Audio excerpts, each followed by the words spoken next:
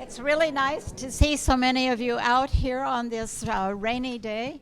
We wanting to welcome you, the League of Women Voters of Davis, and then jointly with the Woodland League. Just tell them it's not. Oh, this mic is not.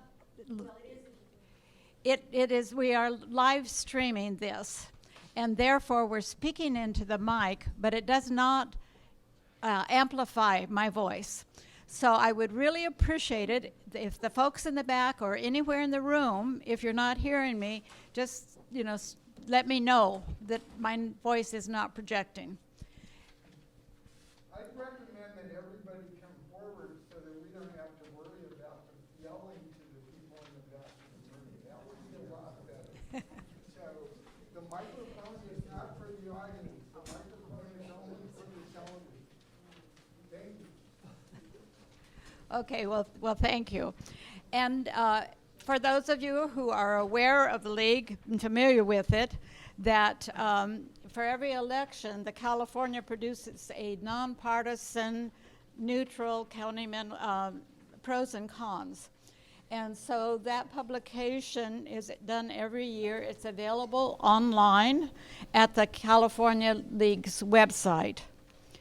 So on January 24th, members of our healthcare committee joined the members of the Woodland County Mental Health Study Committee to provide a form that's presenting the neutral position and the statements quoting support and opposition. The form recording can be viewed on our League of Women Voters of the Davis area website homepage. No, I guess it's not there. So it's easy to go to. Just go to the League of Women Voters davisarea.org. So tonight we're going to be presenting the League's position to the opposition of this measure. The League of Women Voters is a national, nonpartisan volunteer organization that encourages informed and active participation in government.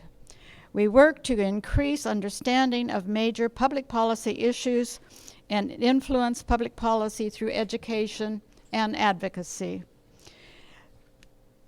This evening, we will hear from 5 different speakers. We have our committee members, and then we have 2 guest speakers that are coming to provide general information, voter information, and the specific ballot proposition information. We will provide the League's concerns that led to their opposition. And hear from the 2 guests who are working in mental health advocacy, who will provide their perspectives from their frontline work. Following this speaker presentations, we will ask for audience questions. And so that we ask the members of the audience to keep your questions brief and on topic. Don't refrain from providing your own statements or, just because of, just state your question. And then we need to be considerate to all. We want all viewpoints and perspectives and want to be appreciated and respected.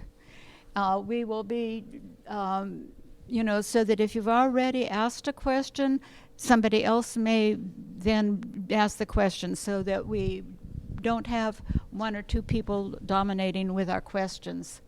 And you can direct the question to any or all of the panelists of those that are presenting tonight. So our first speaker for the evening is Cindy Young. And she's going to be introducing the ballot measure of Proposition 1, so we all hear what it is. Great. Thank you, Millie, and thanks everybody for being here tonight. My name is Cindy Young, and I'm a proud member of the Davis League of Women Voters. My part of the agenda this evening will be providing background information on the March 5th ballot measure, Proposition 1, the Behavioral Health Act and bond measure.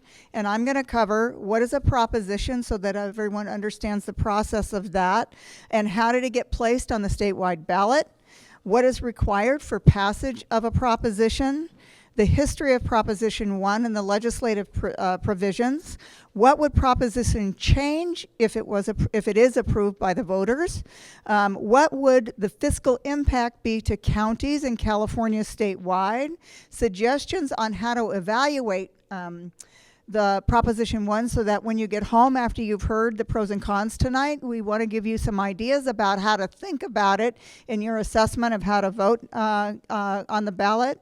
And what would a no vote mean? Like, what happens if the voters of California decide that this is not the right thing for our state? Then what happens? So what is proposition, or what is a proposition generally that's on the ballot?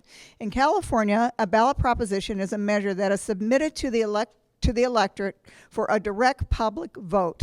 If passed, it can alter the California Constitution or one of the 29 California codes or other laws in California statutes by clarifying, adding, or removing a current statute. It changes the status quo.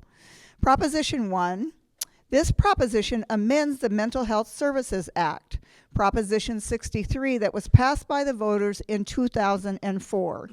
It also includes a bond measure. A bond measure also requires a vote of the people of California.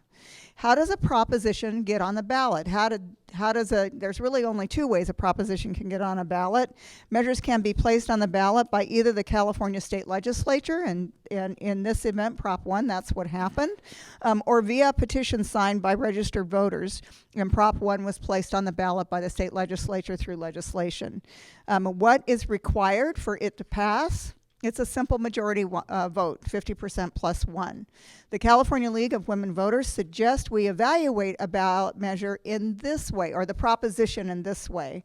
First, we examine the measure to find out what it hopes to accomplish. Do you agree or disagree with the goals of what the proposition is?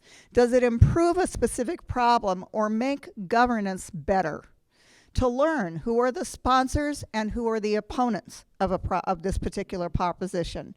Check out campaign financing. You can go to Cal Access or the Secretary of State or the League of Women Voters Pros and Cons Nonpartisan Voter Education to see how messaging is being financed. And that's really important. Oftentimes it's important to know, I always say follow the money, right? When you follow the money, you'll always know who's behind a particular piece of law or a measure.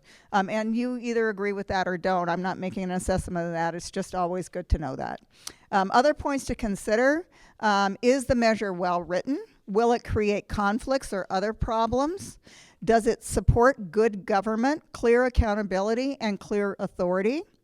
Does the measure create its own revenue source? Does it earmark, restrict, change, or obligate a new government or new revenues? Does it create an unfunded mandate? Can the measure be readily decided by a yes or no vote of the electorate, or is it a complex issue that warrants further legislative examination? Be wary of pro or con campaign tactics and commercials that rely on images and 10-second sound bites. They don't really inform about the measure. It's really just to persuade you to vote, not informed but uninformed, to convince you. Those commercials and other pieces of mail that we're all getting in our mailboxes right now. The history of Prop 1 begins with the Mental Health Services Act of 2004. The proposition amends the Mental Health Services Act, Proposition 63, that was passed by the voters in 2004. The Mental Health Services Act provides, which is a 1% tax on personal income over $1 million. So it's a millionaire's tax.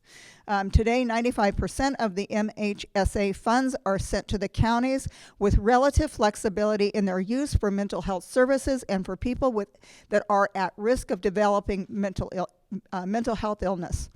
After voter approval, the MHSA created funding for the expansion of mental health programs within the community and for the development of new innovative programs with a focus on underserved populations. The MHSA has evolved over the years. It has sometimes been used to maintain current levels of services because it was the only source of stable funding. Year to year, actual funding adjustments are based on how many millionaires we have in California. We got lots. The fluctuating number. This adjustment increased during the COVID shutdown when the years that millionaires did quite well. Over time, the tax generated an estimated $26 billion for county mental health services. Last year, the tax garnered more than $3 billion and currently supports 1/3 of the state's mental health system. Medi-Cal is another source of state-funded mental health services, spending a portion of its general fund dollars on mental health programs, but with strict spending limitations and regulations. How do counties determine the distribution of the MHSA allocated funds? The MHSA spending plans are generated in 3-year cycles, regulated by California Code of Regulations. Some of you might recognize this as the Office of Administrative Law for those of you that worked in the legislature. Yolo County recently adopted its 23 through 26 3-year plan proposal. This plan was completed after extensive county-wide public outreach and community input on how to best serve county residents. The MHSA allocations will provide 21 funded services for Yolo County based on the plan that was developed. In March 2024, the ballot measure has been required by the passage of the Senate Bill 326 and Assembly Bill 531. Prop 1 combines Senate Bill 326, which was sponsored by Senator Eggman, which renames the MHSA the Behavioral Health Services Act and greatly modifies the original funding distribution and oversight elements, with Assembly Bill 531 by Assemblywoman Irwin, which would authorize a housing bond in the amount of $6.4 billion for the construction of behavioral health treatment facilities, residential care settings, and permanent supportive housing, which a portion of the funding earmarked to housing for veterans at risk or currently experiencing homelessness. Both bills were approved with bipartisan support in the 2023 legislative session and signed by Governor Newsom. Provisions requiring voter approval were combined to create Proposition 1, placed on the March ballot by the state legislature. SB 326 and AB 531 seek to address the housing needs of California's unhoused population as well as the care needs of mental health and substance abuse disorder client community. In January 2022, approximately 171,500 Californians were reported unhoused. Of this population, 75,700 were experiencing severe mental illness and or chronic substance abuse disorder. Another 10,400 are veterans. What would Proposition 1 do if the voters of California approve it?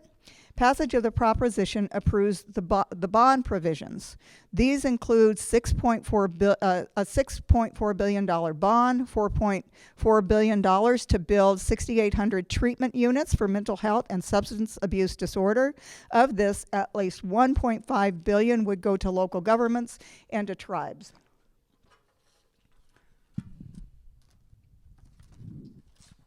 $2 billion would be used to build or to renovate 4,350 supportive housing units for unhoused or those at risk of being unhoused or who have mental illness or substance abuse disorder. Half specifically is set aside for veterans. Bond funds would be used to turn hotels, motels, and other buildings into housing as well as to construct new housing. The passage of the proposition reduces county funding and alters the fund distribution and financing oversight elements. The measure shifts an additional 5%, approximately $140 million of the annual MHSF funding from counties to the state to use for statewide mental health and substance abuse use treatment services. Counties will receive 90% of the millionaire's tax revenue instead of 95%. Prop 1 enlarges the county's target population under the expanded concept of behavioral health, which now includes substance abuse disorder clients. Several new funding regulations and new spending mandates are required of county mental health programs, in addition to mandated data collection and reporting requirements. No new monies are identified for these services. Proposition 1 diverts 1/3 of all county MHSA funding from mental health services to housing and personalized support services. Funding for support services such as employment assistance and education will come from funds previously identified for mental health care and treatment. Redistribution of funds leaves financing for current prevention and early intervention programs unidentified. Only 17.5% is identified for funding flexibility and innovation at the local level.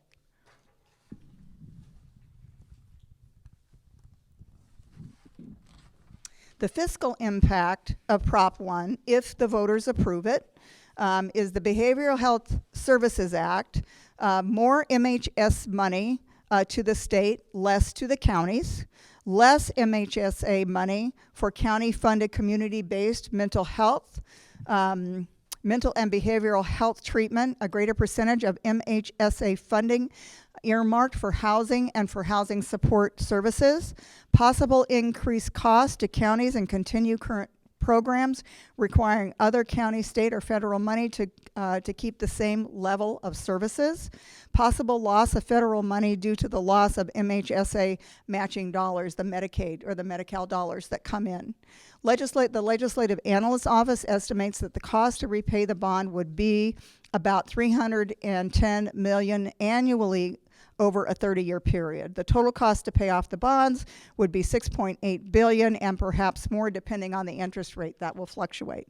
Local government bond impact on mental health and alcohol treatment facility shortages. The local government piece of this is local governments and tribes would receive grants and loans to build, renovate more places for mental health care and drug or alcohol treatment and more housing for people with mental health, drug, or alcohol challenges.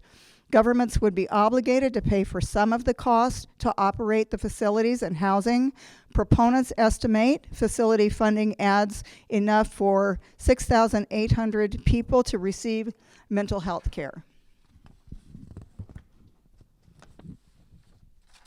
The bond impact for the unhoused is the Legislative Analyst's Office, the LAO, estimates the bond would fund up to 4,350 housing units, including 2,350 for veterans. State homelessness counts will predict this will likely have a small impact.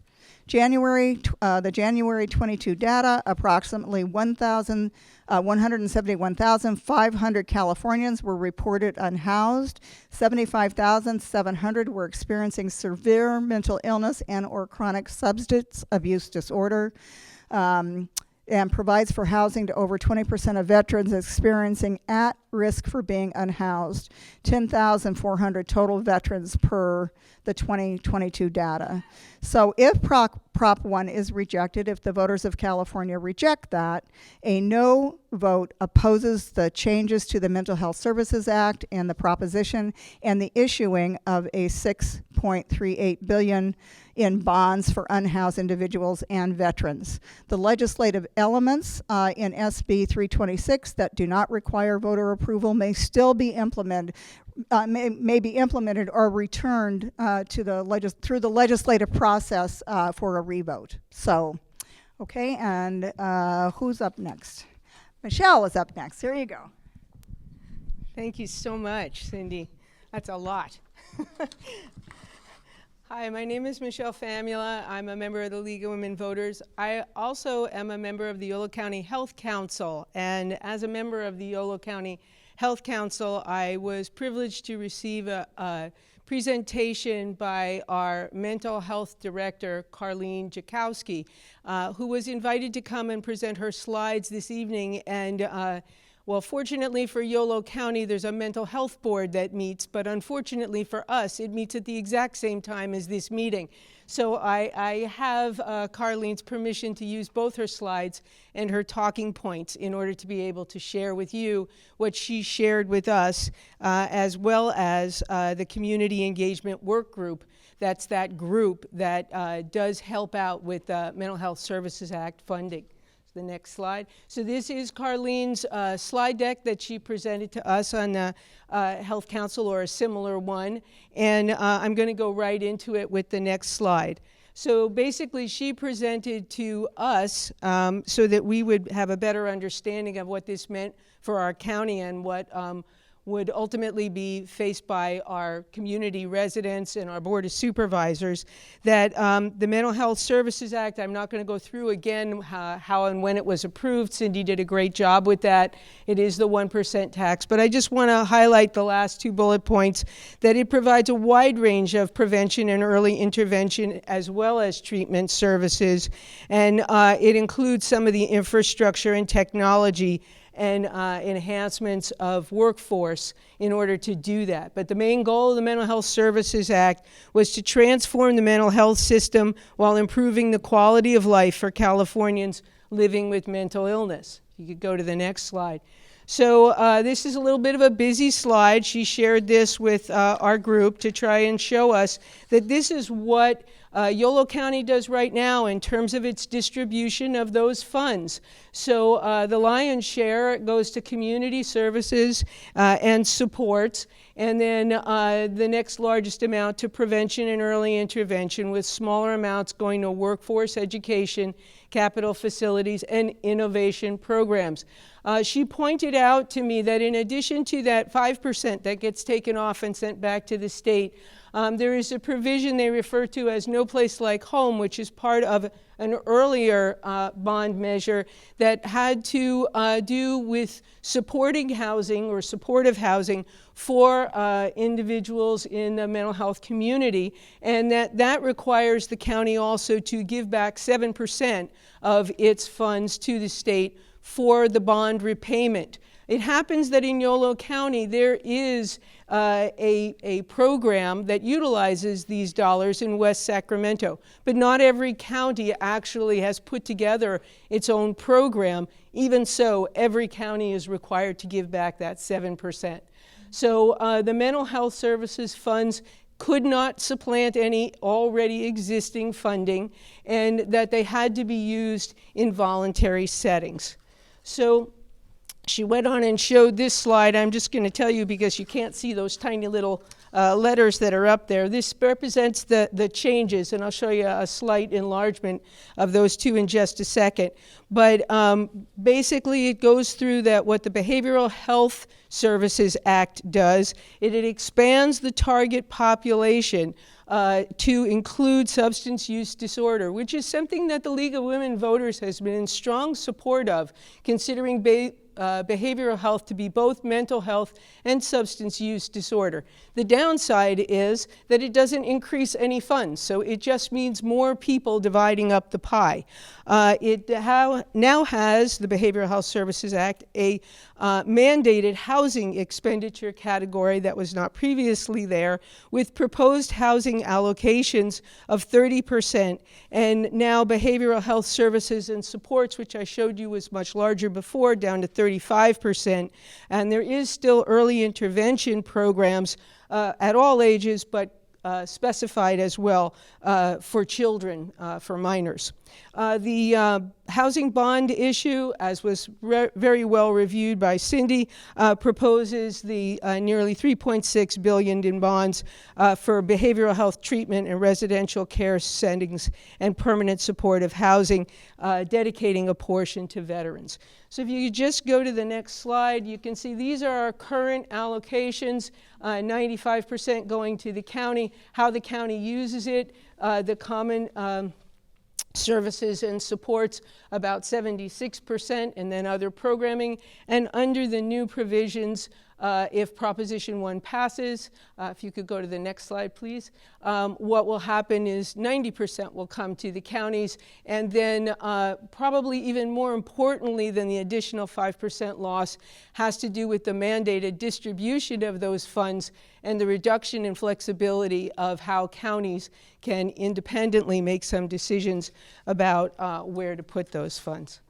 So hopefully that wasn't too much of a whirlwind. Cindy gave such a great presentation. I don't think I need to tell you more. I think you know where this is going. I'm going to turn it over now to another League member, John Lee, and he's going to talk about the policy perspective and the League's opposition. Thanks, Michelle. Thank you. Good evening. 50 years ago, I was in the leadership of the county mental health directors.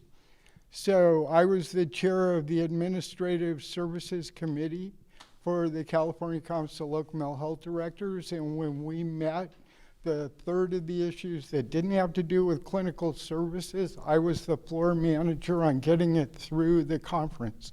Sometimes it worked, sometimes it didn't. I ran a clinic in Yuba City. We had 40 clinicians. We had 10 clerical staff that I was responsible for. We did not have anybody in the state hospital. We served 90,000 people locally. That was the objective of Lanterman-Petrus Short, which had just been passed in the legislature. This book is called The Skill Factor in Politics. It was published in 1972. And for as long as you've got time, please take a look at it. The cover is on the back, so if you look on, you can see the table of contents. The first third of it explains exactly what happened in the legislature. It was incredible. It was so good that this guy from Berkeley wrote this great book about it that's about any legislative process, and it's called The Skill Factor in Politics. Frank Lanterman became famous. But more than that, it was the invention of the Assembly Office of Research. And this is the story of Art Bolton and how the Assembly Office of Research became professionalized. It took 3 years to pass LPS. It was a rigorous political legislative process that was elegant, that went like this. So it was a very big challenge, and Reagan signed it. So it was signed in the context of a lot of things. But the main thing to understand is that the psychotropic drugs had been introduced. So the prolixins, the phenothiazines were now available. And so the population of the state hospitals went from 30,000 down to 12,000 people. And so people only stayed in the state hospital for 6 months. It was a big change that was happening nationally. And California was at the head of it. So LPS set up the 72-hour hold. Now every state has that. So that's a whole long story. In 1969, the Department of Mental Hygiene was the second biggest department in the state government. Only the University of California was bigger, and we had a bigger budget. At that point, I was an intern to the chief administrator. The skill factor in politics I just talked about. Okay, the point is the continuum of care. What happened 2 years ago is the State Department of Healthcare Services put together this plan for how to provide a good behavioral health system for the state of California. And 2 months later, ignoring everything that's in this report, the governor introduced the Care Court. And the next day, if you read the Cal Matters article, you will find out that the counties were shocked and appalled by everything that the governor has proposed. The whole point of this plan is to avoid law enforcement, and that's all we're getting with Proposition 1. So I'm done with all the tirade I want to say. This is the League of Women Voters opposition position. This is straight from what is in the document. Number one, unlike what's in the document from the pro-Prop 1 people, it does not increase the funding. It cuts the funding and it increases the amount of responsibility. It rejects a full spectrum of care to focus on the most severe, as opposed to taking care of people before they become severe. It's the lack of resources now. It's the lack of voluntary care that's the problem, not involuntary services. It ignores the concerns of diverse organized communities.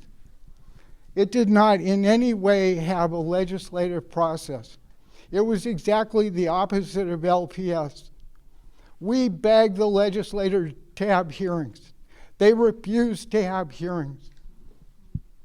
It reduced the funds available for other mental health services that counties are currently providing to patients, like treatment, crisis response, and outreach. Okay, at this point in San Francisco County, there are 144 vacancies in the Department of Behavioral Health. Every county has vacancies that they cannot fill, and now the care court is stealing those people. So you can't get a job because Prop 1's going to cut your program, but you can get a job in the care court.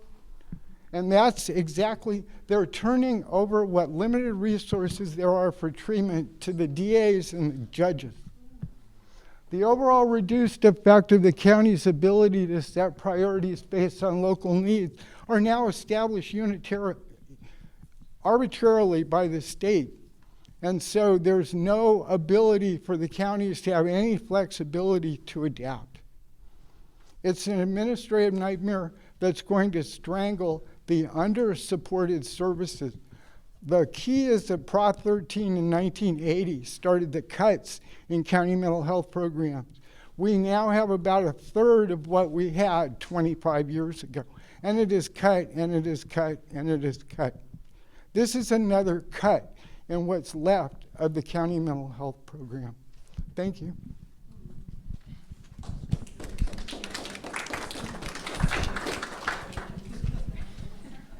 Now we're going to hear from the people that know what they're talking about.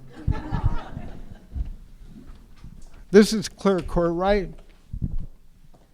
Thank you so much. John and I are recent acquaintances because I am the newbie on the scene. But every time I hear him speak, I learn something, and I see the advocates that came before us.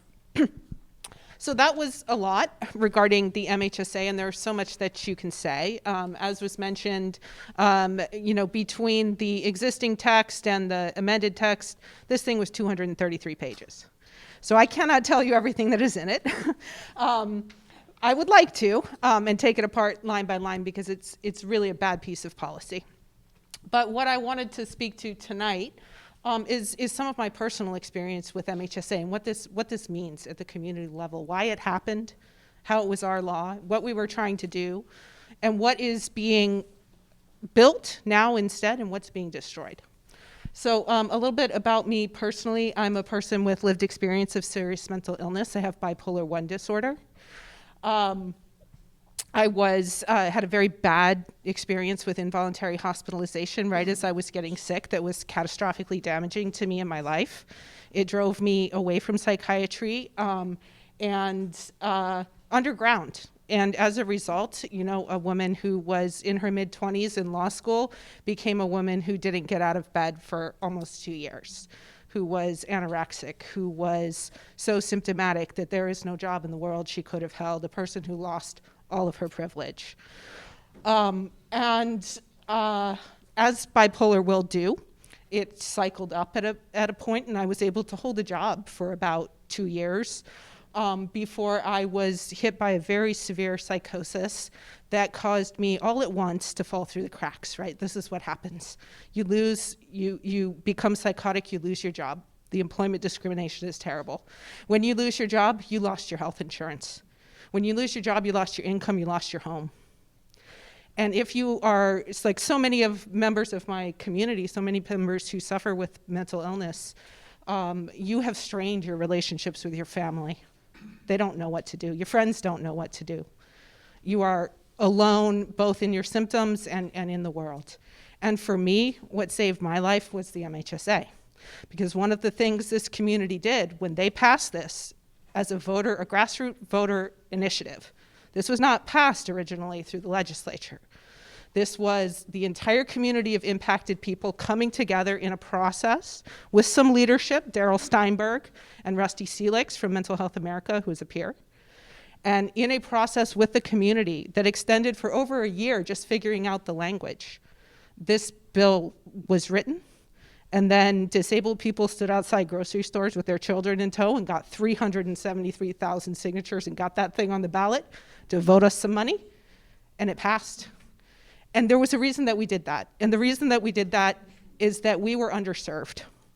As John said, there were cuts and there were cuts and there were cuts. And what we were left with was just Medi-Cal. And all Medi-Cal will do for you, you all have health insurance. How satisfied are you with it? Right? And then we've got folks with really complex needs. We've got folks who, with all the medications in the world, they are not very good. We've got folks with unremittent psychosis. We've got folks suffering. We've got folks who have no social safety net. They have no entitlement to housing. They have no benefits. They have no nothing. And the community said, well, let us do something better than Medi-Cal. Let us get a source of funding that comes up from the community. Let's all recognize that we're not very good at treating serious mental illness. And what we need to do is to reach down to the expertise in our communities and figure out how to do this better. And one of the things that came out of that was peer support. And that's where this community figured out how to become mental health providers to each other, using our unique insight and experience of what psychosis is like from the inside, what these things are like from the inside. And that was one of the things that we built so well on the MHSA, was here was this source of funding to allow us to be providers to each other. And that's what saved my life.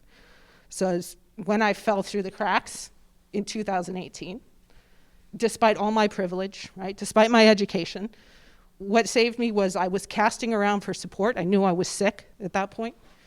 And I went to a NAMI support group in Solano County.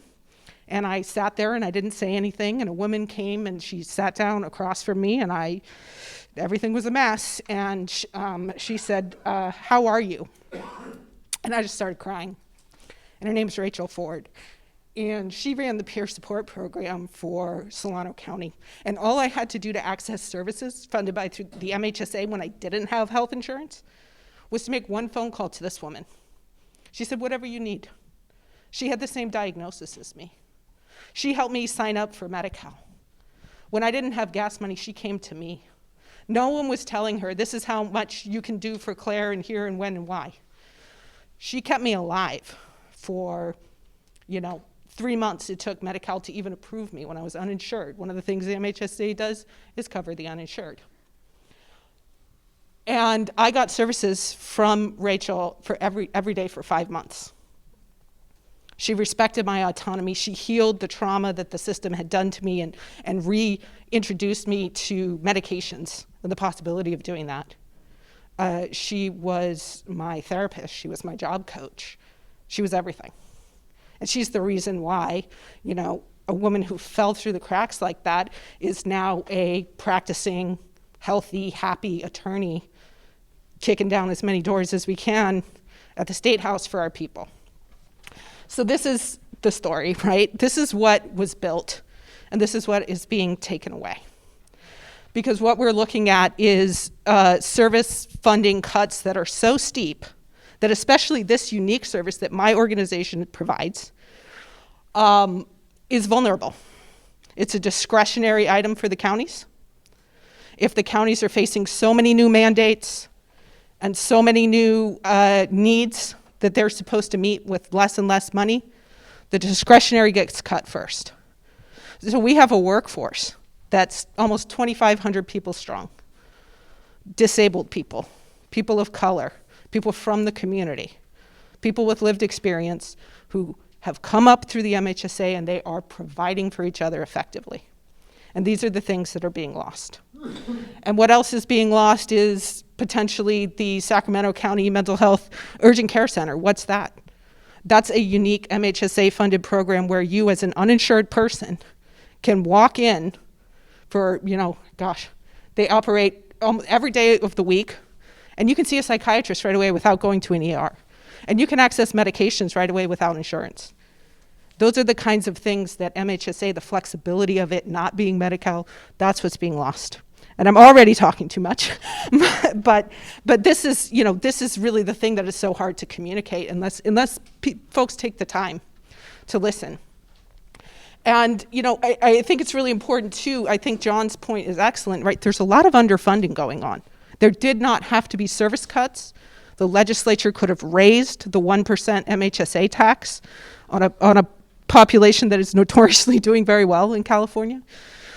Instead, we got slashes to services funding, folks with substance use disorder just shoved into this bucket that is underfunded.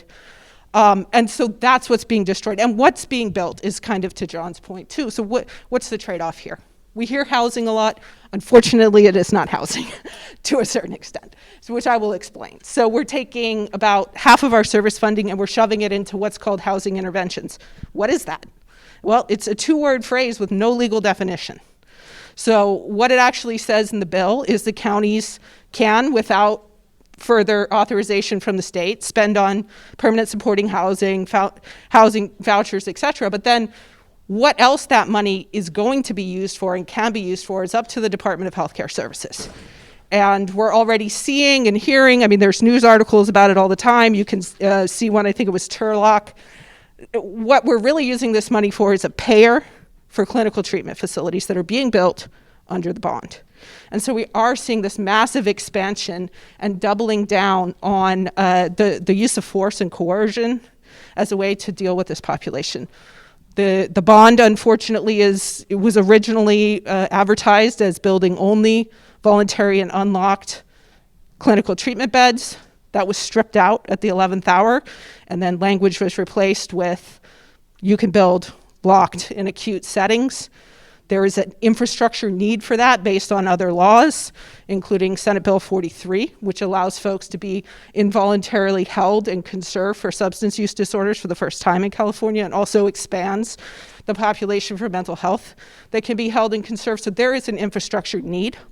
The governor is reportedly not happy that 56 of 58 counties said we're not going to implement Senate Bill 43 to pick up substance use folks because we don't have the buildings. So there is an infrastructure need there, and there is discretion on the part of the governor to fund that through the bond. So this is the great concern of the community, and unfortunately, these systems don't work. They didn't work for us. They harmed us. We're told all the time that people cycle through these systems and they come out the other side and it didn't work. And we're doubling down, on the most expensive and ineffective end of our system while we're losing stuff like peer support that is saving and transforming lives without harm, and we are darn cost effective. So that is sort of in the simplest terms, I think, what's being destroyed and what's being built. And I have talked too much, so I will stop there. But I do have, I'm one of the suckers who read all those 233 pages and can talk about regulations. And so if there are technical questions, regarding any of this, I'm happy to answer them. And I'm sorry if I cut into any of your time, Stacy.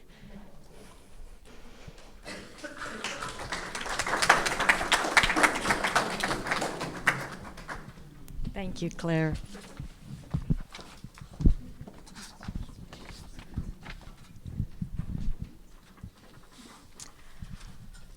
Hi, everybody. I just have to tell you, it is such an honor for me to speak before you. This is such a complex proposition. This Proposition 63 is my life. So I'm a social worker, and I've been working in this field. And for me, it is a complex bill and issue. And I am so impressed that the League took the time to go through this. And, John's presentation, oh my goodness, and at the beginning, it's just really impressive to me. So first of all, my name is Stacy Hiramoto, and let's see, you could go to the next slide. My organization is REMCO, the Racial and Ethnic Mental Health Disparities Coalition. We were formed in 2007 under the office of Rusty Seelix, who is again one of the co-authors of the Act. We are a policy and advocacy organization. And I have to tell you, I have worked in mental health policy for many years. And when I first started, I was very sad to say that the mental health community was very divided. There was the consumers on one side, the consumers or the clients as they call themselves, and then the family members. And I have to tell you, the divide was so great, sometimes they wouldn't even want to sit in the same room together. I was so happy that things got better, and Proposition 63 brought everybody together because we were all working for the same thing, voluntary services, prevention services. So it was really a wonderful time. I'm not saying Prop 63 was perfect or the MHSA is perfect, but it was wonderful to have the community united. And then just recently, and I'm going off script because, again, I got so inspired by Claire and John and everybody. Care Court and then this Proposition 1, I am brokenhearted because the community is split again. The consumers and the family members are split. I feel confident in telling you that the majority of the mental health community opposes this measure. It's not that it has bad intent. Well, I don't exactly know what the intent is because it is sort of robbing Peter to pay Paul, but I have to tell you, I am brokenhearted that the community is split. But again, I will tell you, I am very confident that the majority of people in the mental health community oppose this bill, but for many reasons they are afraid to speak up because there's big guns behind it. Anyway, back to my script. So REMCO represents people from BIPOC or Black, Indigenous, and people of color communities throughout the state. And again, I really want to thank you for this opportunity. Next slide. So my comments are going to focus on how Proposition 1, why BIPOC and LGBTQ communities oppose this. First of all, you've heard about some of the general things, and we are opposed because of these reasons. The manner in which it was developed and passed through the legislature. I'm sorry, but I worked in the legislature for actually Willie Brown and for Assembly Member, then Senator Richard Polanco, who was very active in the mental health area. And this bill was jammed through. It did not have adequate public hearings. The administration was not listening to us. Yes, sometimes they would have meetings, but there was really no exchange. It was really just jammed through the legislature, including the 11th hour changes to the bond measure that allowed for locked facilities to be funded. Now, we can agree to disagree, or you can have your opinion on locked facilities, but I know, because I know people like Claire, when they were lobbying or when they were working the bill through the legislature and opposing or negotiating on it, they were always told it was for voluntary services and it would not be locked facilities. They amended this bill the last week of the legislative session on the floor. And if bad thing, not very many good things happen in the 11th hour, in the last minute and on the legislative floor, where they're calling committee hearings in the middle of at night. Literally, that's one of those things that happened. So that's one reason. How can we trust working with the administration when this is the type of thing they did? Proposition 63 of the Mental Health Services Act was consumer, family, and community driven. That was the spirit behind the MHSA. It was community working together with government. it was really, I know it sounds simple, but you know, those were concepts that were very important. And I feel that the focus is lacking on all of these wonderful principles in Prop 1. Next slide. So, concerns specific to BIPOC and LGBTQ plus communities.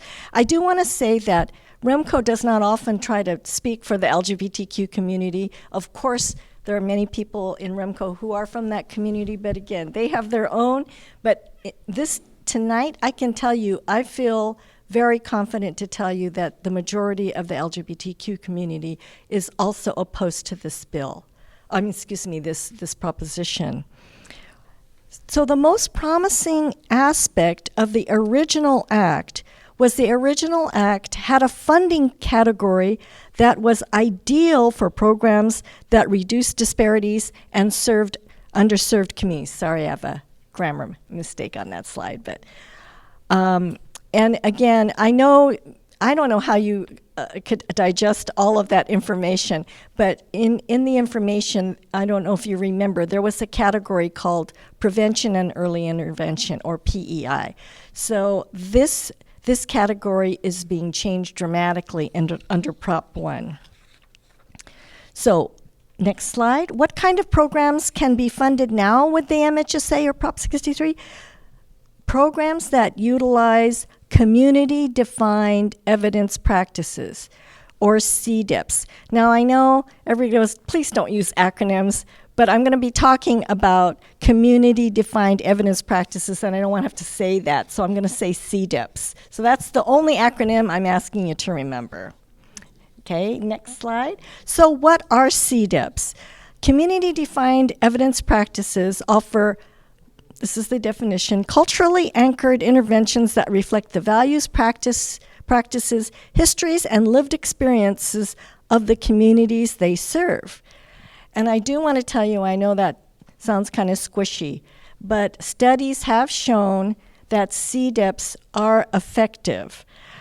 So not only do BIPOC and LGBTQ communities often prefer programs that utilize CDEPs, and CDEPs keep people healthier and save the taxpayers money, because for every dollar spent, it has been shown that in the future, $4 to $5 is saved. And again, that's for any prevention, well, not any, but for prevention programs in general, correct, in health? So let me give you some examples of CDEPs. Because what do they look like? Because I think this is the interesting and the heartbreaking part, that some of these types of programs are going to be threatened. Because unfortunately, in mental health, there are disparities. So people of color and people from the LGBTQ community are not getting the services in the proportion they are to the population that should be getting these services. There's many reasons for that. But these CDEPs actually reduce disparities, and they are so valued and treasured by the communities. Let me just give you some examples. The Hmong Helping Hands program in Fresno County, that's the one on the left there, and they serve elderly Hmong refugees, and they prevent isolation, and again have kept the community healthy. The one on the right is the LGBTQ Connection in Sonoma County. So they energize youth and their families, and they train providers. Next slide. The one that I really like in Seaside or Monterey County is the Eminata program, and they involve youth from the African American community in learning about the practices, values, and histories of their ancestors in Africa. And if they need additional support, a licensed therapist who is on staff and culturally competent will help them or their parents also. Next slide. And then we have Mente Sana, or Mente Sana Vida Sana, a program in Sacramento County, right next to you, us here, that cultivates health and well-being, improving access to primary and preventive health services, incorporating culture into their work. And they say they serve the Latino community and others. And then these are just examples to show you. It's the Indian Health Center of Santa Clara Valley, and they revolve around the principle that Native American mental health and Native American culture are intertwined. And they serve Native Americans in urban areas who often, again, are not have access to cultural things that, again, keep them healthy. And I'm not just saying this, I'm going to give you where you can look at the study that shows that these CDIPs work. So these were just a few of the examples of CDIPs around the state. So there are threats to funding for CDIPs. So the language in Proposition 1 completely changes the funding structure and definitions so that funding of CDIPs is very uncertain. Next slide. CDIPs were gaining traction. So I will admit that they didn't get as much funding as we would have liked, but they were just starting to get traction. So if Proposition were funded, even if the new funding categories allow for CDIPs, it will likely be years before the new rules and regulations are sorted out. It will be like starting from square one. So for more information, if you want to see some of those programs, because I hate to stereotype, but it looks kind of touchy-feely, right? And you're going, well, wait a minute, we're not talking about clinical. No, we're talking about different kind of prevention. Again, remember, prevention programs.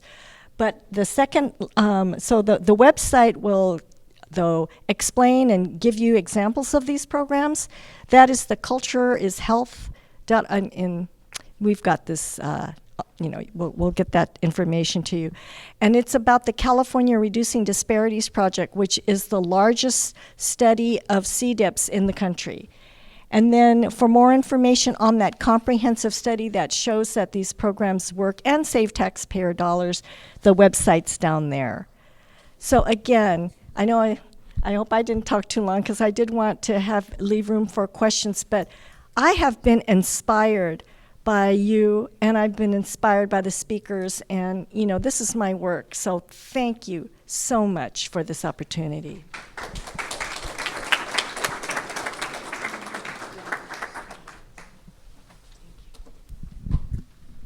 Okay, so we're going to transition this into question and answer, and we're going to ask Stacy and Claire to come back up to the front. I'll move that microphone there toward the middle, and we'll ask our other speakers to, okay. And Stacy, if you could move that microphone to the middle so you have it, so that if people have questions, I guess they can come up and they can use this microphone to ask them, and then that way it'll all get recorded. I'm going to do a little Phil Donahue here, okay? We'll give it a try, see how it goes. Go right ahead. Oh, okay. I was just wondering about people who are already incarcerated in prisons. I understand that a fair proportion of them have mental health problems. Is there any difference in this Proposition 1 would make to their fate, do you think? That's a great question. Not directly, no. The original MHSA, one of the protections that was placed around it was that it couldn't be used for any kind of incarceration or criminal justice system, and that was to protect the sort of sacrosanct voluntary services and different types of services. That should remain standing. I'm not aware of particular plans to use these funds to fund mental health care inside jails, so we don't think that's related. I think there's a common consensus that the homeless problem is exploding in California and the rest of the United States. And if this proposition is defeated, What would the League propose as an alternative, and what is the likelihood that it would be enacted? Well, first, I would not, I don't think we would want to tell the league what to do because I think you could figure that out.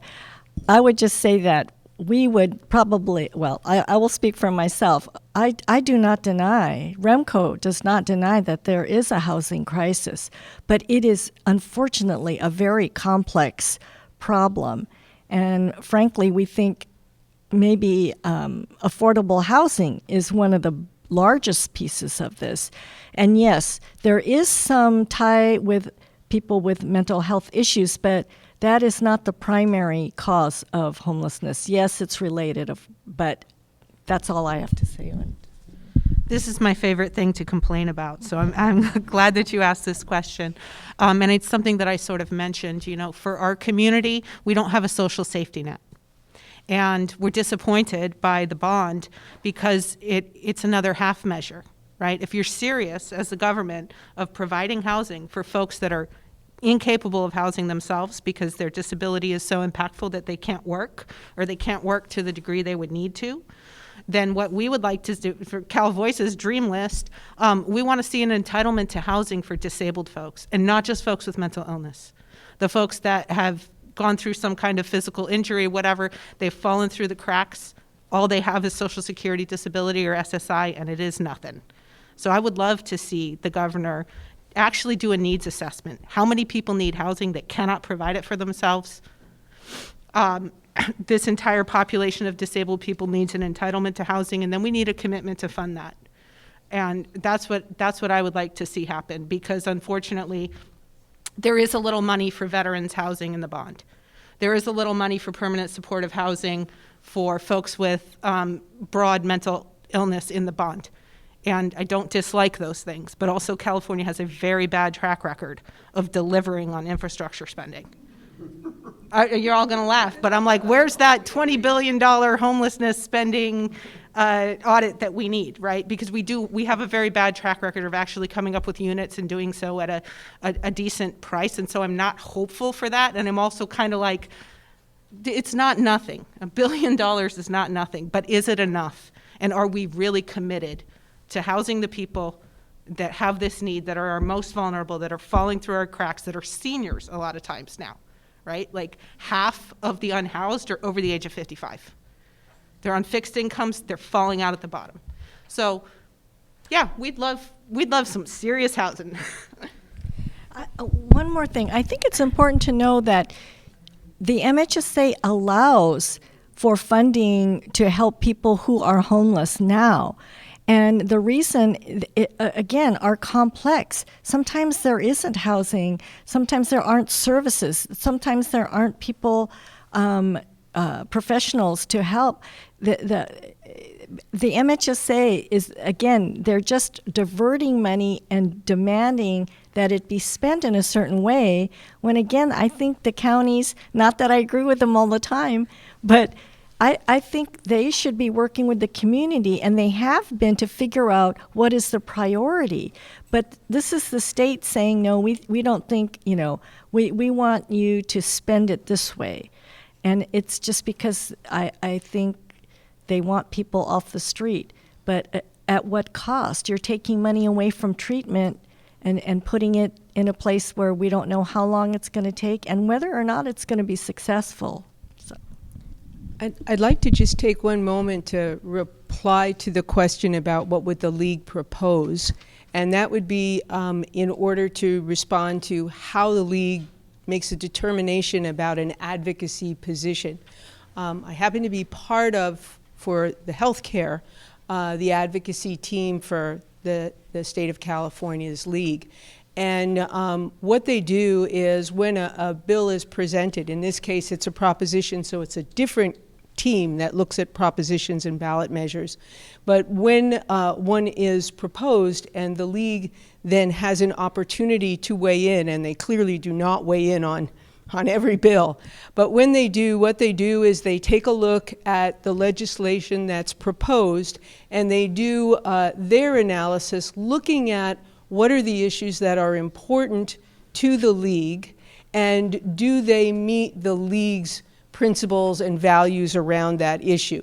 And if they do, and it looks as if there's beneficence and it looks as if it's good governance, all the things that Cindy was talking about when we look at a ballot measure, then they may make a recommendation to the Board of California's League to issue a statement of support. What happened in the case of this proposition was that the group that did the analysis felt that there were many aspects of what was intended to be an outcome of this relating to homelessness, veteran support, mental health care that was very laudable, but there were enough flaws in how it was constructed and how it was intended to be implemented that they felt that they needed to take an opposition position. What the League does not do is really go out to the legislature and say, here's the bill we'd like you to build. What they do is they say, you've built a bill, now let us take a look at it and see if it's one we might advocate for or recommend against. And I have other League members here. If anyone else has a better way to phrase that, I certainly would welcome that.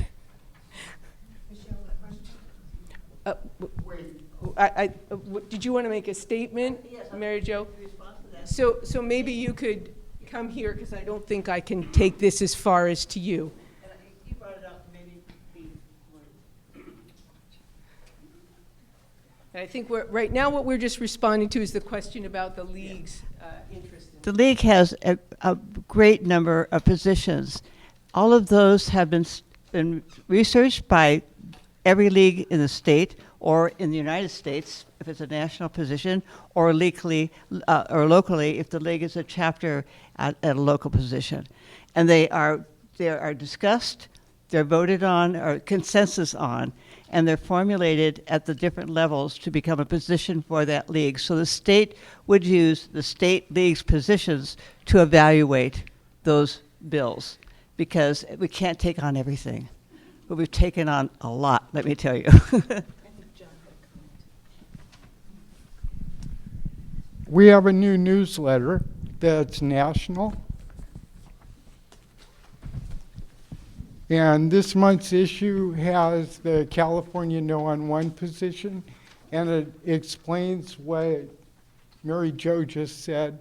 The Vermont League is doing a position on privatization, and that healthcare should not be privatized. It should not be part of the economy. It should be a public good. And so we are taking that nationally to the convention in June in Washington, D.C., and the newsletter explains that. Thank you. Was it a question or was it a comment? It was a question. Oh, I think there was a question. How do you go ahead? Sorry. Okay. Okay. So my question is, since Proposition 1 changed significantly, so to speak, at the last moment, who were the major power players, to your knowledge, that had influence?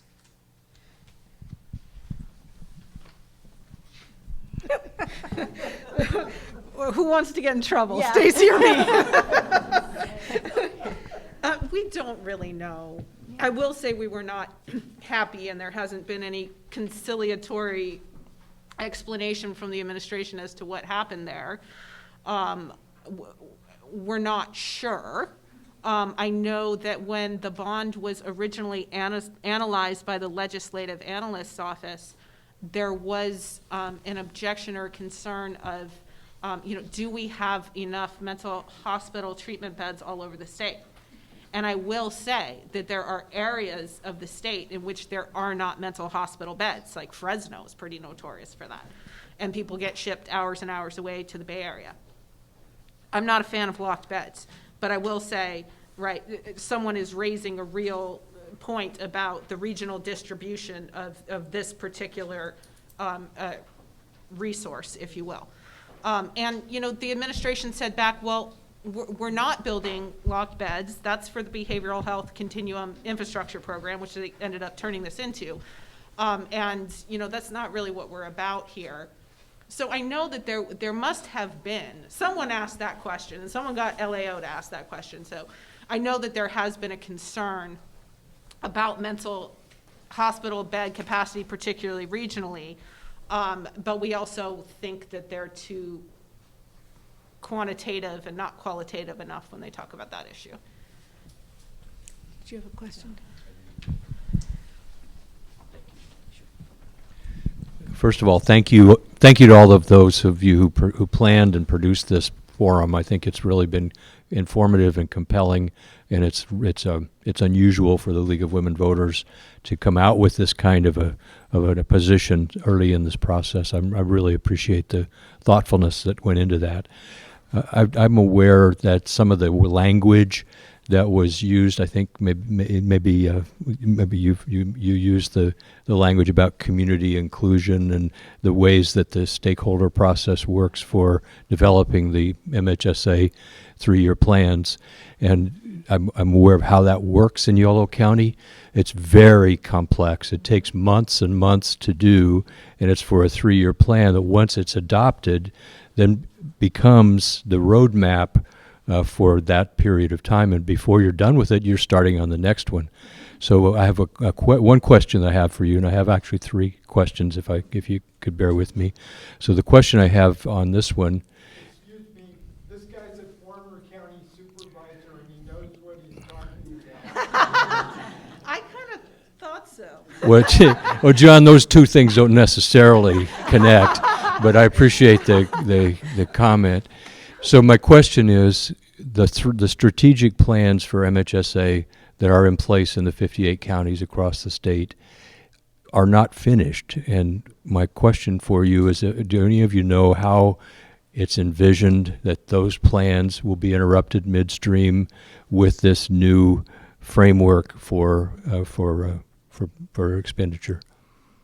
Oh man, what a question. I don't know, right? So, but if Prop 1 passes, the actual new funding allocations don't take effect until July 2026. So there will be a period, but I think, you know, from what I hear on the ground, counties are already going, oh my Lord, you know, what do we have to cut kind of mentality. And there's many, I mean, you know, we're talking about this one proposition. There is so much going on, policy-wise, legislatively-wise, and mental health. I mean, to say that counties are drinking from a fire hose would be the understatement of the year. So, right. You know, I don't know, but there will be, you know, sort of a notice period when it becomes clear that this thing is going into effect, and you have to have a new. You have to conform to the new funding allocations by, you know, July 2026. My guess is some of you have participated in the community stakeholder groups, and you understand how much they're tailored to the local community's needs, yeah, and how much of a change this would be for how the communities can address their specific needs. A related question is, did any of you in the advocacy efforts hear any conversations about county fund balances in their MHSA accounts? Okay, so are you talking about what's held in reserve, or? Well, they're sometimes referred to as surpluses or fund balances or unexpended funds. I'm probably going to fudge this because I'm not sure we're talking about the same thing. But you know, part of the controversy or part of the reason why MHSA was even sort of targeted or criticized from the state to begin with was that counties were only supposed to be able to hold on to a rainy day fund of a certain amount of MHSA money. Right. And then if they had more than that, there was supposed to be a process. It was in the law that money would revert, DHCS would take it, Department of Health Care Services would go take that surplus that you didn't spend and reallocate it to the counties. And my understanding, secondhand, you know, is that what happened is really that reversion process never took place. So you ended up having counties with really big amounts of money, right, that was unspent, and this became a huge criticism to the counties, and also kind of, you know, ooh, there's some unspent $100 million out there, you know, which, right, is always attractive, I think, to policymakers. But, right, you know, they did, I mean, Prop 1 does reduce the amount that the counties can hold in reserve officially. Okay. I'm not sure if it changes the right. reversion process, Oh, no, but there's a real concern with the volatility of a personal income tax. The county's going, really? We get to hold on to less? Well, there's You and know? there's an additional piece, and I'm gonna violate unless Michelle jumps on me. This part that during an example of why some counties have surpluses was visited on all of us during the COVID lockdowns. Our strategic plan for MHSA was adopted right before the 2020 lockdowns began. Many programs and contracts that we were poised to move forward with, we couldn't because all of the staff were doing other stuff, and because the contracts we couldn't. And so we did. All of us, all of the 58 counties had unexpected fund balances in their MHSA accounts because they couldn't implement the pieces of the strategic plan during the pandemic. So we're sitting ducks for the finance guys who come and say we need that money for another purpose. And my last question is on the where is the funding source for repaying the bond debt? Is that coming from MHSA, or is that coming from state general fund, or is that coming great from revenue question. stream of some kind? Yeah, that's a great question. No Place Like Home was a bond where it was clear that the revenue source was MHSA for repayment up to $140 million a year. But this is a general obligation bond according to LAO, so principal and interest should be coming out of the general fund. Thank Yep. Other questions? John? I just want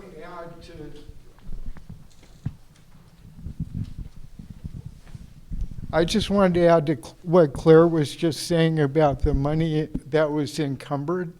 And basically what happened was it got visible enough that the state auditor did an audit about 5 years ago.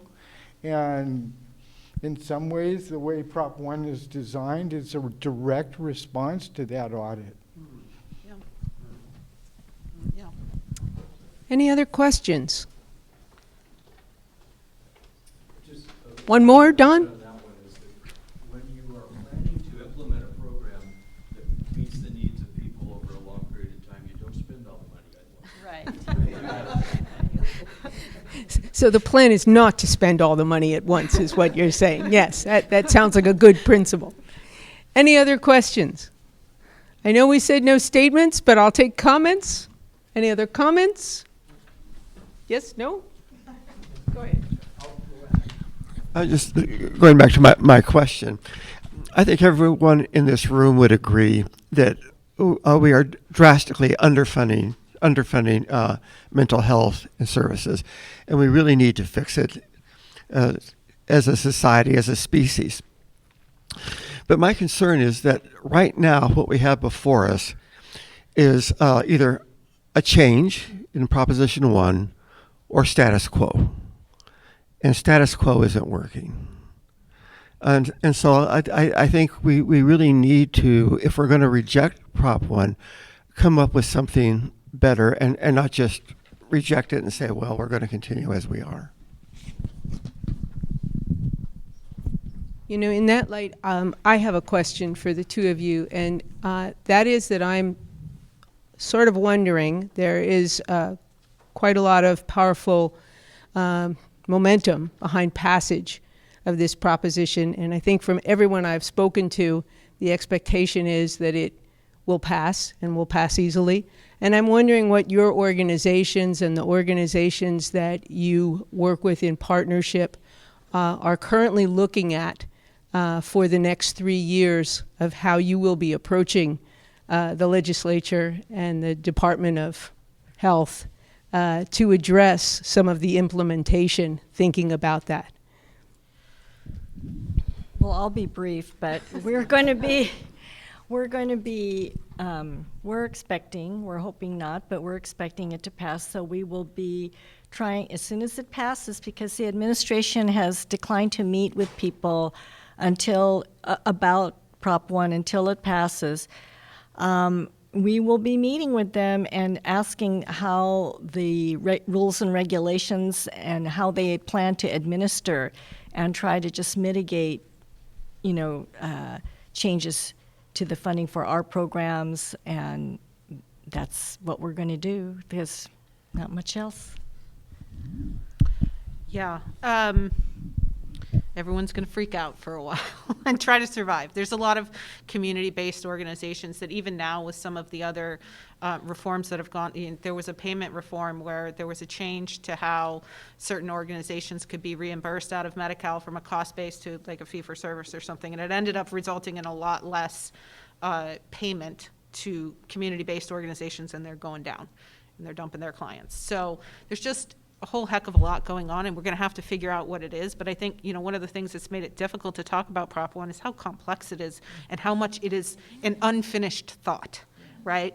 Because, stupid, wonky thing, but some of the MHSA lives in the law. Some of it lives in what's called a regulation created by DHCS. Are the regulations gone? Super complicated legal question, right?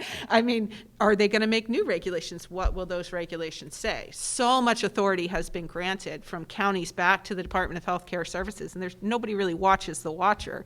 And they get to make up a whole bunch, right? I made a controversial claim about housing, but it's accurate to a point, right? We've got two words, housing interventions, and the legislature is saying this regulatory entity, Department of Health Care Services, can make up from whole cloth what that means and how we're going to spend $1 billion a year.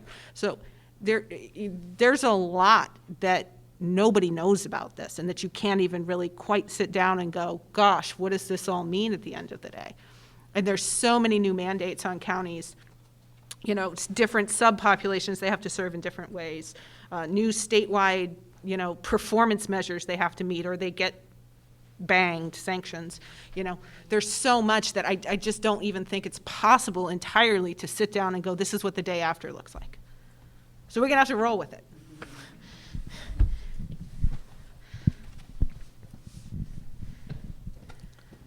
I don't know how many of you remember Prop 13, but this will be as devastating for the mental health system as Prop 13 was.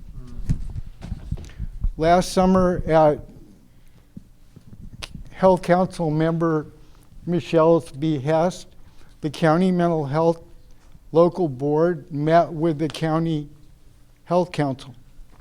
And this is my analysis of Prop 320, SB 326 that I delivered that night and that I gave the next day to every member of the legislature.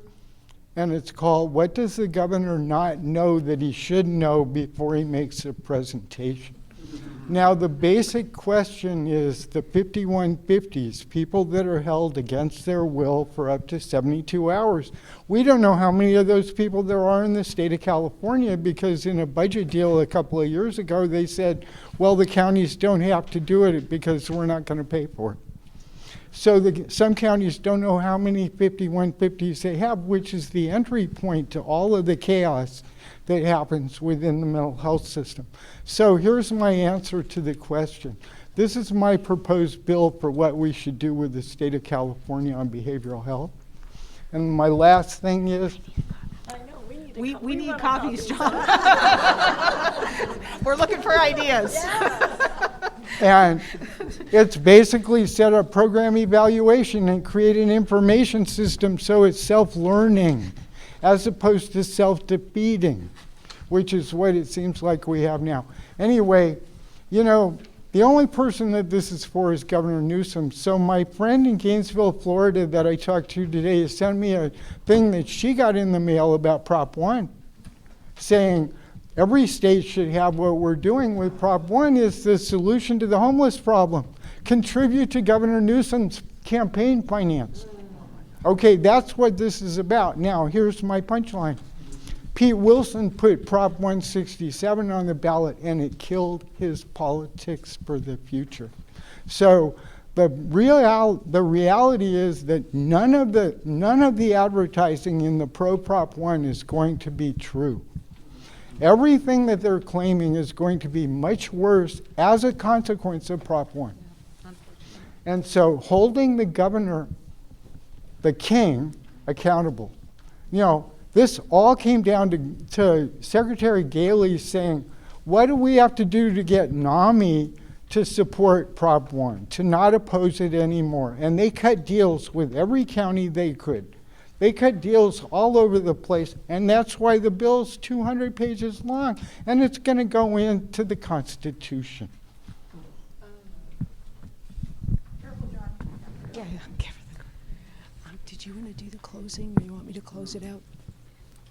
I think, unless there are any more questions, that we're going to go to just our closing slides.